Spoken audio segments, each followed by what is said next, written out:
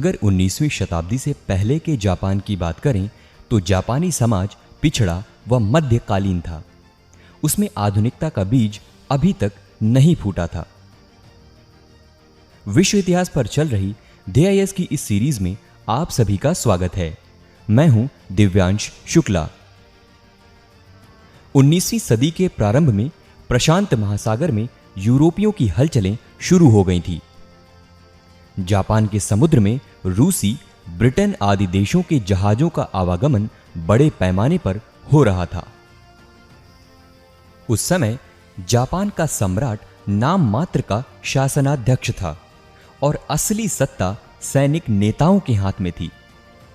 ये सैनिक नेता जापान में सदियों से ऊंचे ओहदों पर विराजमान थे और इन्हें शोगुन कहा जाता था। जब जापान ने यूरोपियों द्वारा की जा रही समुद्री गतिविधियों को गंभीरता से लेना शुरू किया तो 1825 में जापान द्वारा विदेशियों के जापानी धरती पर प्रवेश पर रोक लगा दी गई।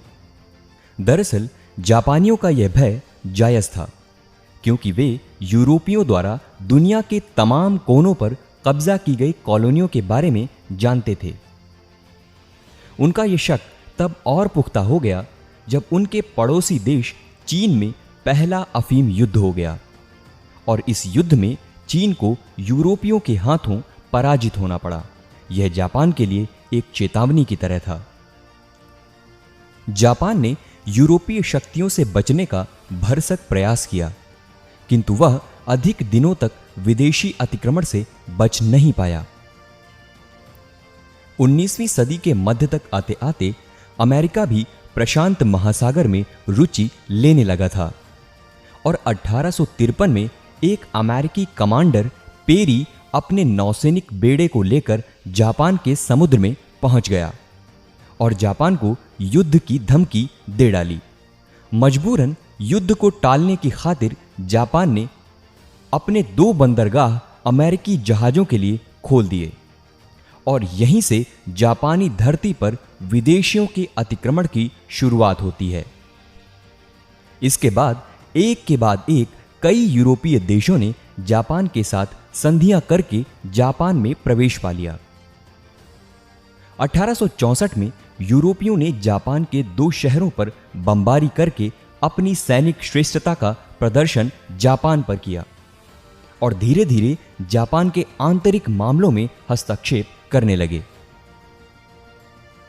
1868 में शोगुन का शासन समाप्त कर दिया गया और जापान के सम्राट को कठपुतली बनाकर यूरोपियों ने वापस से सत्ता उसके हाथों में दे दी। जापान के इस नए सम्राट ने मेइजी की उपाधि धारण की थी और इस घटना को इतिहास में मेइजी रेस्टोरेशन यानी मेइजी पुनर्प्रतिष्ठा कहा जाता है। जापान अब पूर्ण रूप से पाश्चात्य देशों के संपर्क में आ चुका था।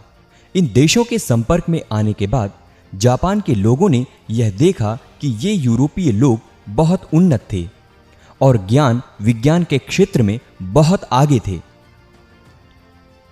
जापानियों ने भी अब यूरोपियों की तर्ज पर पाश्चात्य सभ्यता को अपनाना शुरू कर दिया, जिसके फलस्वरूप जापान में भी एक जागरण काल देखने को मिला, जिसने जापान के आधुनिकीकरण का पृष्ठाधार तैयार कर दिया।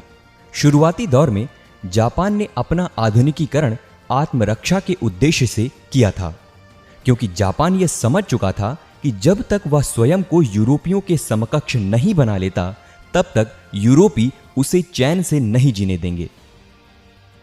19वीं सदी के अंत तक जापान ने औद्योगिकरण की दौड़ में खुद को शामिल कर लिया और उसने सुनियोजित तरह से अपनी आर्थिक विकास का खाका तैयार कर लिया। इसके तहत जापान ने मुद्रा व बैंकिंग व्यवस्था का तेजी से विकास किया, कोयले की खानें चलाईं, उद्योग मंत्रालय की स्थापना की, सीमेंट और लोहे के कारखाने लगवाए, साथ ही यातायात के साधनों का तेजी से विकास किया। जापान ने पश्चिमी ढंग से जलयान तैयार किए और बिना यूरोपियों की मदद के भाप से चलने वाले जलयान बनाए। इसके साथ ही जापान ने रेलवेज और डाक व तार का भी विकास किया जापान में जब औद्योगिकरण बढ़ने लगा तो उद्योग धंधे चलाने के लिए जापान को कच्चे माल की आवश्यकता महसूस होने लगी और फिर उस बने हुए माल के लिए बाजार भी तो चाहिए थे।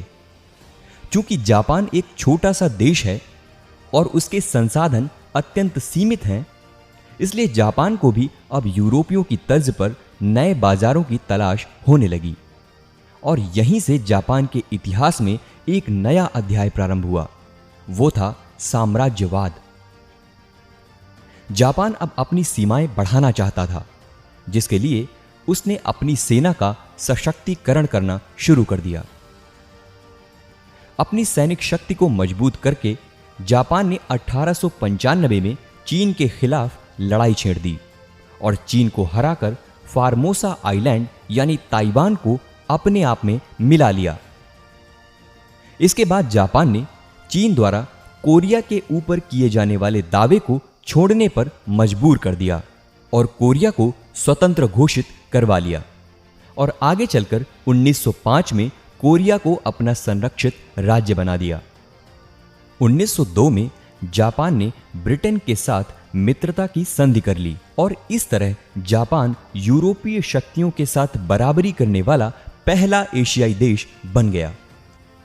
1904 में दक्षिण मंचूरिया को लेकर जापान ने रूस के साथ युद्ध किया और रूस को भी पराजित कर दिया और दक्षिण मंचूरिया को अपने प्रभाव क्षेत्र में ले लिया। और कुछ इस तरह से जापान उस समय का एकमात्र ऐसा एशियाई देश था जो साम्राज्यवादी नीतियों के तहत अपने साम्राज्य को बढ़ाने लगा। रूस को हराकर उसने यह साबित कर दिया था कि कोई भी गैर गोरा एशियाई देश यूरोपियों के बड़े देशों को पराजित कर सकता है। जापान की इस जीत का असर पूरे विश्व के तमाम उन देशों पर हुआ जिन पर यूरोपियों का कब्जा था और भारत भी उनमें से एक था। जापान का अब एक महाशक्ति के रूप में उभरकर सामने आना इस बात का संकेत था कि विश्व में यूरोपियों का बोलबाला अधिक दिनों तक नहीं चलने वाला है और कुछ इस तरह से जापान विश्व पटल पर एक पिछड़े देश से उभरकर एक आधुनिक शक्ति बन गया।